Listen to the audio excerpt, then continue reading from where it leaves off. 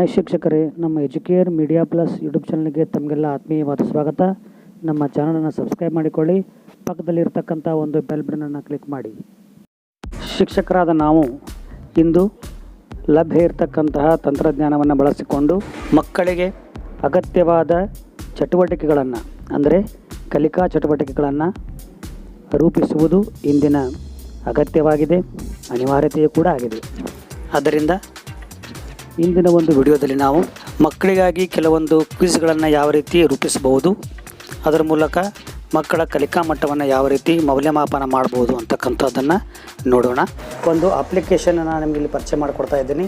ಆ ಅಪ್ಲಿಕೇಶನ್ ಹೆಸರು survey heart ಅಂಥೇಳಿ, ಹಾರ್ಟ್ ಅಂತ ಆ ಅಪ್ಲಿಕೇಶನ್ ಹೆಸರು. ನೀವು ಇಲ್ಲಿ ನೋಡ್ಬೋದು, ಈ ರೀತಿ ಇರುತ್ತೆ. ಇದಕ್ಕಾಗಿ ನಾವು ನಮ್ಮ ಮೊಬೈಲ್ನ ಗೂಗಲ್ ಪ್ಲೇಸ್ಟೋರ್ಗೆ ಹೋಗಬೇಕು. ಪ್ಲೇಸ್ಟೋರ್ನಲ್ಲಿ ಸರ್ವೆ ಹಾರ್ಟ್ ಅಂತ ಅಪ್ಲಿಕೇಶನ್ನ ಆ ಹೆಸರನ್ನು ಟೈಪ್ ಮಾಡಬೇಕು, ಸರ್ವೆ ಹಾರ್ಟ್ ಅಂಥೇಳಿ. ನಿಮಗೆ ಇಲ್ಲಿ ಫಸ್ಟ್ ಲಿಂಕ್ ಕಾಣುತ್ತಲ್ಲ, ಆ ಲಿಂಕನ್ನು ಕ್ಲಿಕ್ ಮಾಡಬೇಕು. ಸೊ ಇದನ್ನು ಇಲ್ಲಿ ನಾನು ಈಗಾಗಲೇ ಇನ್ಸ್ಟಾಲ್ ಮಾಡಿಕೊಂಡಿರೋದ್ರಿಂದ ನನಗೆ ಇಲ್ಲಿ ಓಪನ್ ಅಂತ ಬರ್ತಾಯಿದೆ. ನೀವು ಮೊದಲ ಬಾರಿಗೆ ಇದನ್ನು ಇನ್ಸ್ಟಾಲ್ ಮಾಡ್ತಾಯಿದ್ದರೆ ಇಲ್ಲಿ ನಿಮಗೆ ಇನ್ಸ್ಟಾಲ್ ಅಂತಕ್ಕಂಥ ಒಂದು ಅಪ್ಲಿಕೇಶನ್ ಒಂದು ಟ್ಯಾಬ್ ಬರುತ್ತೆ. ಇಲ್ಲಿ ಈಗ ಇಲ್ಲಿ ಓಪನ್ ಅಂತ ಬರುತ್ತೆ. ನೀವು ಇನ್ಸ್ಟಾಲ್ ಮಾಡ್ಕೊಂಡ ತಕ್ಷಣ ನಿಮ್ಮ ಮೊಬೈಲಲ್ಲಿ ಈ ಅಪ್ಲಿಕೇಶನ್ ಇನ್ಸ್ಟಾಲ್ ಆಗುತ್ತೆ. ನಂತರ ನೀವು ಈ ಅಪ್ಲಿಕೇಶನನ್ನು ಓಪನ್ ಮಾಡಬೇಕು. ಓಪನ್ ಮಾಡಿದ ತಕ್ಷಣ ನೀವು ಇಲ್ಲಿ ನೋಡ್ಬೋದು, ನಿಮಗೆ ಈ ಭಾಗವೆಲ್ಲ ಖಾಲಿ ಇರುತ್ತೆ. ಯಾಕಂತಂದರೆ ನೀವು ಇಲ್ಲಿ ಯಾವುದೇ ಇನ್ನೂ ಕ್ವಿಜ್ಗಳನ್ನು ಇಲ್ಲಿ ನೀವು ರೆಡಿ ಮಾಡಿರುವುದಿಲ್ಲ. ಅದನ್ನು ನಾನು ಇಲ್ಲಿ ಆಲ್ರೆಡಿ ಮಾಡಿರೋದ್ರಿಂದ ಈ ರೀತಿ ನನಗೆ ಇಲ್ಲಿ ಟ್ಯಾಬ್ ತೋರಿಸ್ತಾ ಇದೆ, ಕೆಲವೊಂದು ಆಪ್ಷನ್ಸ್ಗಳು ಬರ್ತಾಯಿವೆ. ಈಗ ನಾವು ಕ್ವಿಝನ್ನು ಮಾಡಬೇಕು ಅಂತಂದರೆ ಈ ಸ್ಕ್ರೀನ್ ಮೇಲೆ ಇರತಕ್ಕಂತಹ ಒಂದು ಪ್ಲಸ್ ಮಾರ್ಕನ್ನು ನಾವು ಕ್ಲಿಕ್ ಮಾಡಬೇಕಾಗತ್ತೆ. ಇರ್ತಕ್ಕಂಥ ಪ್ಲಸ್ ಮಾರ್ಕನ್ನು ಕ್ಲಿಕ್ ಮಾಡಬೇಕು. ಈ ಪ್ಲಸ್ ಮಾರ್ಕನ್ನು ಕ್ಲಿಕ್ ಮಾಡಿದ ಮೇಲೆ ನಿಮಗೆ ಇಲ್ಲಿ ಎರಡು ಆಪ್ಷನ್ ಬರುತ್ತೆ, create new form or survey ಅಂತ, ಕ್ವಿಝಸ್ ಅಂತ. ಫಾರ್ಮ್ಸ್ ಅಂತಂದರೆ ಮಕ್ಕಳೇ ಒಂದು ಸರ್ವೆ, ಒಂದು ಸಮೀಕ್ಷೆಯನ್ನು ಕೂಡ ಮಾಡ್ಬೋದು, ಅಥವಾ ಕ್ವಿಜ್ ನೇರವಾಗಿ ಮಕ್ಕಳಿಗೆ ಕೆಲವೊಂದಿಷ್ಟು ಪ್ರಶ್ನೆಗಳನ್ನು ಕೇಳುವುದರ ಮೂಲಕ ಕ್ವಿಜ್ಗಳನ್ನ ಕೂಡ ಮಾಡ್ಬೋದು. ನಾನಿಲ್ಲಿ ಮೊದಲಿಗೆ ಕ್ವಿಜ್ ಯಾವ ರೀತಿ ಇರುತ್ತೆ ಅಂತಕ್ಕಂಥ ಹೇಳ್ಕೊಡ್ತಾ ಇದ್ದೀನಿ. ಮೊದಲು ನೀವು ಇಲ್ಲಿ ಕ್ವಿಜ್ ಮೇಲೆ ಕ್ಲಿಕ್ ಮಾಡಬೇಕು, ಕ್ವಿಜಸ್ ಮೇಲೆ ಕ್ಲಿಕ್ ಮಾಡಬೇಕು. ಕ್ಲಿಕ್ ಮಾಡಿದ ಮೇಲೆ ಇಲ್ಲಿ ಜನರಲ್ ಕೂಡ ಕೆಲವೊಂದು ಟೆಂಪ್ಲೇಟ್ಸ್ಗಳು ನಮಗೆ ಸಿಗುತ್ತೆ. ಅಂದರೆ ಅಗ್ರಿಕಲ್ಚರ್ ಸಂಬಂಧಪಟ್ಟಂತೆ quiz, inventions, books and author's, ಇವೆಲ್ಲ ಆಲ್ರೆಡಿ ಬಿಲ್ಟ್ ಆಗಿರತಕ್ಕಂತಹ ಕೆಲವೊಂದು ಕ್ವಿಝಸ್ಗಳು. ಬಟ್ ನಮಗೆ ನಮ್ಮದೇ ಹೊಸದಾಗಿರ್ತಕ್ಕಂಥ ಒಂದು ಕ್ವಿಝನ್ನು ಮಾಡಬೇಕಾಗಿತ್ತು ಅಂತಂದರೆ ಇಲ್ಲಿ ಕೆಳಗಡೆ ಕಾಣ್ತಕ್ಕಂತಹ create blank quiz, create blank quiz ಅಂತ ಇರುತ್ತಲ್ಲ, ಅದನ್ನು ನಾವು ಕ್ಲಿಕ್ ಮಾಡಬೇಕು. ಈ ರೀತಿ ಕ್ಲಿಕ್ ಮಾಡಿದ ಮೇಲೆ ಇಲ್ಲಿ ಟೈಟಲ್ ಮತ್ತು ಡಿಸ್ಕ್ರಿಪ್ಷನ್ ಕೇಳುತ್ತೆ. ಇವೆಲ್ಲಿ ನೀವು ಟೈಟಲ್ ಅಂದರೆ ನೀವು ಅಧ್ಯಾಯದವಾರು ಅಥವಾ ಘಟಕವಾರು ಪರೀಕ್ಷೆ ಮಾಡ್ತಾ ಇದ್ದೀರಿ ಅಂತಂದರೆ ಇಲ್ಲಿ ನೀವು ನೇರವಾಗಿ ಅಧ್ಯಾಯ ಅಂತ ಹಾಕಿ, ಅದು ಯಾವ ಅಧ್ಯಾಯದ ಮೇಲೆ ನೀವು ಪ್ರಶ್ನೆಯನ್ನು ತೆಗಿತಿದ್ದೀರಾ ಆ ಅಧ್ಯಾಯದ ಹೆಸರನ್ನು ಕೂಡ ಇಲ್ಲಿ ನೇರವಾಗಿ ಬರಿಬೋದು. ಈ ಕ್ವಿಝ್ ಬಗ್ಗೆ ಡಿಸ್ಕ್ರಿಪ್ಷನ್ ಕೂಡ ಬರಿಬೋದು. ಅಂದರೆ ಇವು 1 ಅಂಕದ ಪ್ರಶ್ನೆಗಳು ಅಥವಾ ಇಲ್ಲಿ ಏನಾದರೂ ಕೂಡ ನಾವು ಬರಿಬೋದು. ನಿಮ್ಗೆ ಇಷ್ಟ ಆಗಿರ್ತಕ್ಕಂಥ ಒಂದು ಇದಕ್ಕೆ ಸಂಬಂಧಪಟ್ಟಂಥದ್ದು ಬರಿಬೋದು. ನಾನಿಲ್ಲಿ 1 ಅಂಕದ ಬಹು ಆಯ್ಕೆಯ ಪ್ರಶ್ನೆಗಳು ಅಂತ ಕೂಡ ಬರಿತೀನಿ.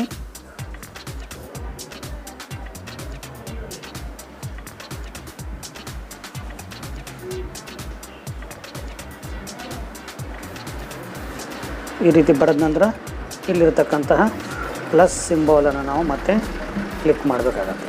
ನಿಮಗೆ ಇಲ್ಲಿ ಮತ್ತೆ ಕೆಲವೊಂದು ಆಪ್ಷನ್ಸ್ ಬರ್ತಾವೆ. ಇಲ್ಲಿ ಏನು ಬರ್ತಾಯಿದೆ ಅಂತಂದರೆ short answers, long answer, multiple choice, drop down, add section ಅಂತ ಬರುತ್ತೆ. ನಾವು ಕ್ವಿಝನ್ನು ಮಾಡಬೇಕಾದ್ರೆ ಯಾವಾಗಲೂ ಮಲ್ಟಿಪಲ್ ಚಾಯ್ಸನ್ನು ಸೆಲೆಕ್ಟ್ ಮಾಡ್ಕೋಬೇಕು. ಮಲ್ಟಿಪಲ್ ಚಾಯ್ಸ್ ಸೆಲೆಕ್ಟ್ ಮಾಡ್ಕೊಂಡ ತಕ್ಷಣ ನಿಮಗೆ ಇಲ್ಲಿ ಕ್ವೆಶ್ಚನ್ 1 ಓಪನ್ ಆಗುತ್ತೆ. ಇಲ್ಲಿ ನೀವು ಪ್ರಶ್ನೆಯನ್ನು ಬರಿಬೋದು. ಉದಾಹರಣೆಗಾಗಿ ಶಕ್ತಿಯ ಮೂಲ ಆಕಾರ ಯಾವುದು ಅಂತ ನಾನು ಇಲ್ಲೊಂದು ಪ್ರಶ್ನೆ ಕೇಳ್ತಾ ಇದ್ದೀನಿ. ಇದಕ್ಕೆ ನಾನು ಕೆಲವೊಂದು ಆಪ್ಷನ್ಸ್ಗಳನ್ನ ಹಾಕ್ತಾಯಿದ್ದೀನಿ. ಮಣ್ಣು,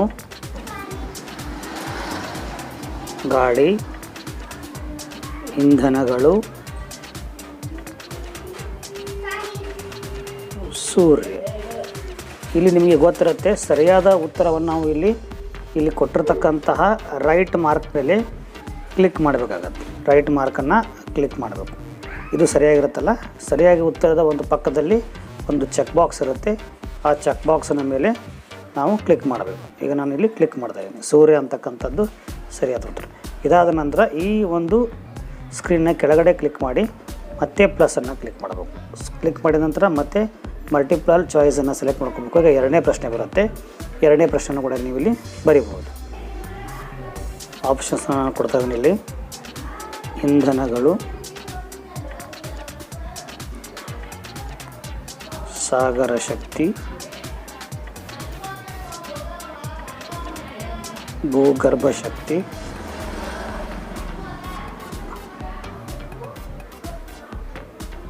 ಸಮುದ್ರ ಶಕ್ತಿ.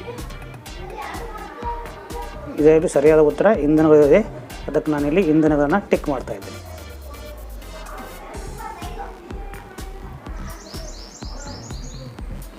ಈ ರೀತಿ ಮಾಡ್ತಾ ಒಂದು 10ರಿಂದ 15 ಅಥವಾ 20 ನಿಮಗೆ ಎಷ್ಟು ಸಾಧ್ಯನೋ ಅಷ್ಟು ಪ್ರಶ್ನೆ ನೀವು ಇಲ್ಲಿ ಸಿದ್ಧ ಮಾಡಿದ ನಂತರ ನಿಮ್ಗೆ ಇಲ್ಲಿ ಕೆಳಗಡೆ ಕೆಲವೊಂದು ಆಪ್ಷನ್ಸ್ಗಳು ಕಾಣ್ತಾ ಇವೆ ನೋಡಿ. ನೀವು ಇಲ್ಲಿ ಬಿಲ್ಡರ್ ಅಂತ ಆಲ್ರೆಡಿ ನೀವು ಇದನ್ನು ಬಿಲ್ಟ್ ಮಾಡಿರ್ತೀರ. ಇದು ಇಲ್ಲಿ ಕ್ಲಿಕ್ ಮಾಡ್ತಕ್ಕಂಥ ಅವಶ್ಯಕತೆ ಇಲ್ಲ. ಆನಂತರ ಇಲ್ಲಿ ಒಂದು ಪ್ರಿವ್ಯೂ ಅಂತ ಆಪ್ಷನ್ ಇದೆ. ಪ್ರಿವ್ಯೂ ಅಂದರೆ ನಿಮಗೆ ಕ್ವಿಜ್ ಯಾವ ರೀತಿ ಕಾಣುತ್ತೆ ಅಂತ ನೀವು ಅದನ್ನು ಕ್ಲಿಕ್ ಮಾಡ್ಬೋದು. ಈ ರೀತಿ ಕ್ಲಿಕ್ ಮಾಡಿ ನೋಡಿದಾಗ ನಿಮಗೆ ಕ್ವಿಝು ಈ ರೀತಿ ಕಾಣುತ್ತೆ. ನಿಮಗೆ ಈ ರೀತಿ ಕ್ವಿಜ್ ಕಾಣುತ್ತೆ. ಇದು ಪ್ರಿವ್ಯೂ ಅಂತ ಆಪ್ಷನ್ನು. ಇದು ಬಿಟ್ಟರೆ ನೆಕ್ಸ್ಟ್ ಆಪ್ಷನ್ ಏನಿದೆಯಪ್ಪ ಅಂತಂತಂದರೆ ಥೀಮ್ಸ್ ಅಂತ ಇದೆ. ಈ ಥೀಮ್ಸನ್ನು ತೆಗೆದುಕೊಂಡ್ರೆ ಬಣ್ಣವನ್ನು ಕೊಟ್ಟು ಅಲಂಕಾರವನ್ನು ಮಾಡಬಹುದು. ಬೇರೆ ಬೇರೆ ಥೀಮ್ಸನ್ನು ನಾನು ಫಾರ್ ಎಕ್ಸಾಂಪಲ್ ಇಲ್ಲಿ ವೈಬ್ರೆಂಟ್ ವ್ಯಾಲೆಟ್ ಅಂತಕ್ಕಂಥ ಒಂದು ಥೀಮನ್ನು ತೆಗೆದುಕೊತಾ ಇದ್ದೀನಿ. ಆಗ ನನಗೆ ಈ ರೀತಿ ಥೀಮ್ ಅದು ಕಾಣಿಸುತ್ತೆ. ಇದಾದ ನಂತರ ಸೆಟ್ಟಿಂಗ್ಸ್ ಅಂತ ಒಂದು ಆಪ್ಷನ್ ಇದೆ. ಈ ಸೆಟ್ಟಿಂಗ್ಸನ್ನು ಕ್ಲಿಕ್ ಮಾಡೋದ್ರಿಂದ ನಮಗೆ ಕ್ವಿಜ್ಗಳು ಯಾವ್ಯಾವ ರೀತಿ ಇರಬೇಕು, ಯಾವ ರೀತಿ ಕಂಟ್ರೋಲ್ಸ್ ಇರಬೇಕು ಅಂತಕ್ಕಂಥದ್ದು ನಮ್ಗೆ ಗೊತ್ತಾಗುತ್ತೆ. ಇನ್ನು ನೋಡ್ಬೋದಲ್ಲಿ ಶೋ ಲೋಗೋ ಅಂತ ಇರುತ್ತೆ. ನೀವು ಲೋಗೋನ ಕೊಡಲಿ ಇನ್ಸರ್ಟ್ ಮಾಡ್ಬೋದು. ವೆಲ್ಕಮ್ ಪೇಜಲ್ಲಿ ಸ್ಟಾರ್ಟ್ ಅಂತ ಬರುತ್ತೆ. ಇಲ್ಲಿ ನೀವು ಕನ್ನಡದಲ್ಲಿನೂ ಕೂಡ ಬಳಸ್ಬೋದು. ಸ್ಟಾರ್ಟ್ ಅಥವಾ ಬಿಗಿನ್ ಅಂತ ಬಳಸ್ಬೋದು. ಇಲ್ಲ ಅಂತಂದರೆ ಶುರು ಮಾಡಿ, ಕನ್ನಡದಲ್ಲಿ ಬೇಕಾಗಿದ್ದರೆ ಶುರು ಮಾಡಿ, ಈ ರೀತಿ ನೀವು ಇಲ್ಲಿ ಬರೀಬೋದು. ಇದಾದ ನಂತರ ಇಲ್ಲಿ ನಿಮಗೆ ಯೂಸರ್ ಯಾರು ಉತ್ತರ ಕೊಡ್ತಿದಾರಲ್ಲ ಅವರ ಮಾಹಿತಿ ಬೇಕಲ್ವ, ಅದಕ್ಕಾಗಿ ಅವರ ನೇಮ್, ಇಮೇಲ್ ನಂಬರ್ಗಳನ್ನ ಕೂಡ ಇಲ್ಲಿ ತೆಗೆದುಕೊಳ್ಬೋದು. ಬಟ್ ನಮ್ಮ ಪ್ರಾಥಮಿಕ ಶಾಲಾ ಮಕ್ಕಳಿಗೆ ಅಥವಾ ಪ್ರೌಢಶಾಲಾ ಮಕ್ಕಳಿಗೆ ನಾವು ಕೇವಲ ನೇಮ್ ಅಂತ ಅದನ್ನು ಚೆಕ್ ಬಾಕ್ಸ್ ಮಾಡಿಬಿಟ್ರೆ ಸಾಕು. ಡ್ಯೂರೇಷನ್ ಅಂದರೆ ಆ ಪ್ರಶ್ನೆ ಎಷ್ಟು ಹೊತ್ತು ಮಕ್ಕಳ ಮುಂದೆ ಇರಬೇಕು, 60 ಸೆಕೆಂಡ್ ಇರಬೇಕಾ ಅಥವಾ 120 ಸೆಕೆಂಡ್ ಇರಬೇಕಾ, ಆ ಕ್ವಿಜ್ ಡ್ಯೂರೇಷನನ್ನು ಕೂಡ ಇಲ್ಲಿ ಸೆಟ್ ಮಾಡ್ಬೋದು. ಬಟ್ ಇದನ್ನು ಕೂಡ ನಾವು ಅನ್ಚೆಕ್ ಮಾಡಬೇಕು. ಯಾಕಂದರೆ ಮಕ್ಕಳಿಗೆ ನಾವು ಅವರು ವಿಚಾರ ಮಾಡಿ ಉತ್ತರಿಸಲಿಕ್ಕೆ ಅವಕಾಶ ಕೊಡುವ ಸಲುವಾಗಿ ಈ ಡ್ಯೂರೇಷನನ್ನು ನಾವು ಅನ್ಚೆಕ್ ಮಾಡಬೇಕು. ಅಲಾವ್ ಮಲ್ಟಿಪಲ್ ಅಟೆಂಪ್ಟ್ಸ್ ಅಂದರೆ ಒಂದು ಮಗುವಿಗೆ ಏನಾದರೂ ಅವನಿಗೆ ಗೊತ್ತಾಗದೆ ಒಂದು ರೀತಿ ಎಲ್ಲ ಕ್ವಿಜ್ಗಳನ್ನ ಅವನು ಆನ್ಸರ್ ಮಾಡಿರ್ತಾನೆ, ಅವನಿಗೆ ಇನ್ನೊಂದು ಸಲ ಉತ್ತರಿಸಬೇಕು ಅಂತ ಆಸೆ ಆಗುತ್ತೆ. ಆವಾಗ ಇದೇ ಲಿಂಕನ್ನು ಅವನು ಕ್ಲಿಕ್ ಮಾಡಿದರೆ ಆವಾಗ ಅದರ ಲಿಂಕ್ ಓಪನ್ ಆಗೋಲ್ಲ. ಅದಕ್ಕಾಗಿ ನಾವು ಇದರಲ್ಲಿ ಅಲಾವ್ ಮಲ್ಟಿಪಲ್ ಅಟೆಂಪ್ಟ್ಸನ್ನು ಯಾವಾಗಲೂ ಚೆಕ್ ಮಾಡಬೇಕು. ಆ ಮಗು 1 ಬಾರಿ 2 ಬಾರಿ 3 ಬಾರಿ ಉತ್ತರಿಸಲಿಕ್ಕೆ ಮಗುವಿಗೆ ಅವಕಾಶ ಕೊಡಬೇಕು. ಕ್ವಶನ್ಸ್, ಶೋ ಕ್ವಶನ್ ನಂಬರ್, ಇದಕ್ಕೆ ನಾವು ಅದನ್ನು ಚೆಕ್ ಮಾಡಬೇಕು. ಶಫಲ್ ಕ್ವಶನ್, ನೀವು ಕ್ವಶನ್ಗಳನ್ನು ಶಫಲ್ ಮಾಡೋಕ್ಕೆ ನಿಮ್ಗೆ ಇಷ್ಟ ಇದ್ದರೆ ಇದನ್ನು ನಾವಿಲ್ಲಿ ಚೆಕ್ ಮಾಡಬೇಕು. ಇಲ್ಲ ಅಂತಂದರೆ ನಾವು ಅನ್ಚೆಕ್ ಮಾಡಬೇಕು.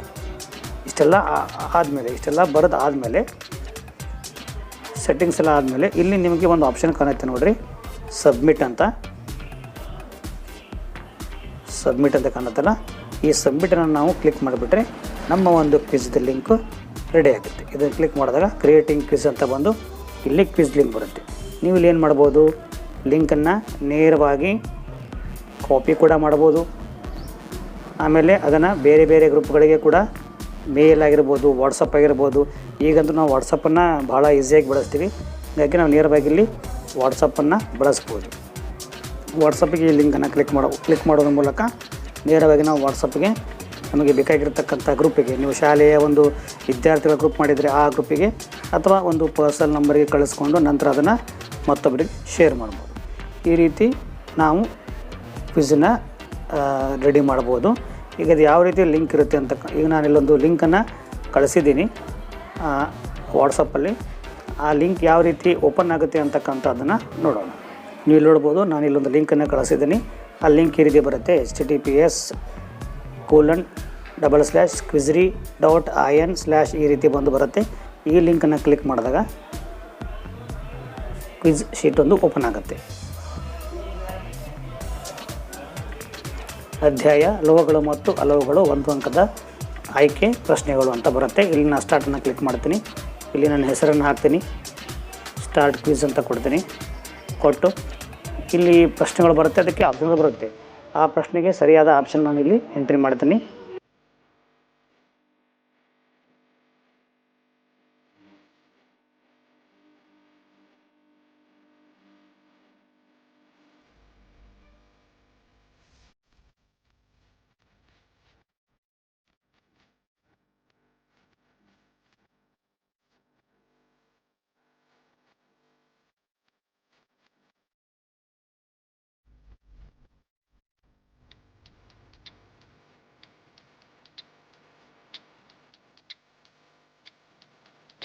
ನಂತರ ಇಲ್ಲಿ ಸಬ್ಮಿಟ್ ಅಂತ ಕೊಡ್ತೀನಿ.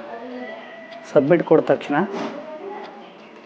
ನೀವು ಇಲ್ಲಿ ನೋಡ್ಬೋದು ನಾನು ಎಷ್ಟು ಪ್ರಶ್ನೆಗಳಿಗೆ ಉತ್ತರ ನೀಡಿದೆ, ಸರಿಯಾಗಿ ಉತ್ತರ ನೀಡಿದೆ ಅಂತಕ್ಕಂಥದ್ದು ಗೊತ್ತಾಗುತ್ತೆ. ನಾನು ಯಾವುದಕ್ಕೆ ಸರಿಯಾಗಿ ಉತ್ತರ ಕೊಟ್ಟಿದ್ದೀನಿ ಮತ್ತು ಯಾವುದಕ್ಕೆ ತಪ್ಪಾಗಿ ಉತ್ತರ ಕೊಟ್ಟಿದ್ದೀನಿ ಅಂತಕ್ಕಂಥದ್ದು ನೋಡ್ಬೋದು.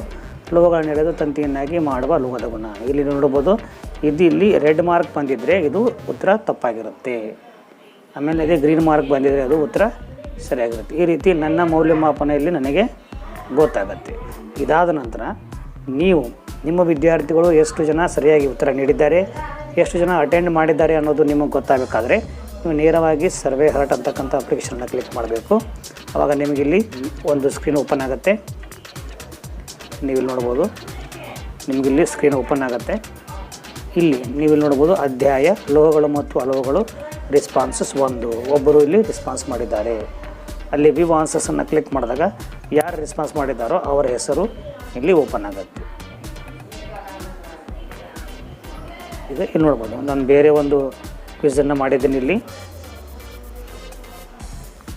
ಆಮ್ಲಗಳು ಮತ್ತು ಪ್ರತ್ಯಾಮ್ಲಗಳು ಇದನ್ನು ಕ್ಲಿಕ್ ಮಾಡಿದಾಗ ಇಲ್ಲಿ 5 ಜನ ಉತ್ತರಗಳನ್ನು ನೀಡಿದ್ದಾರೆ. 5 ಜನರಲ್ಲಿ ಯಾರ್ಯಾರು ಎಷ್ಟು ಪ್ರಶ್ನೆಗಳನ್ನು ನೀಡಿದ್ದಾರೆ ಅಂತಕ್ಕಂಥದ್ದು ನಮಗೆ ಗೊತ್ತಾಗುತ್ತೆ.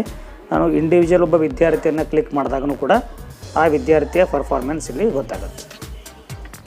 ಹೀಗಾಗಿ ಇದು ಮಕ್ಕಳಿಗೂ ಕೂಡ ಮತ್ತು ಶಿಕ್ಷಕರಿಗೂ ಕೂಡ ಒಂದು ಸ್ವಮೌಲ್ಯಮಾಪನ ಮಾಡಿಕೊಳ್ಳತಕ್ಕಂಥ ಚಟುವಟಿಕೆಯಾಗಿದೆ.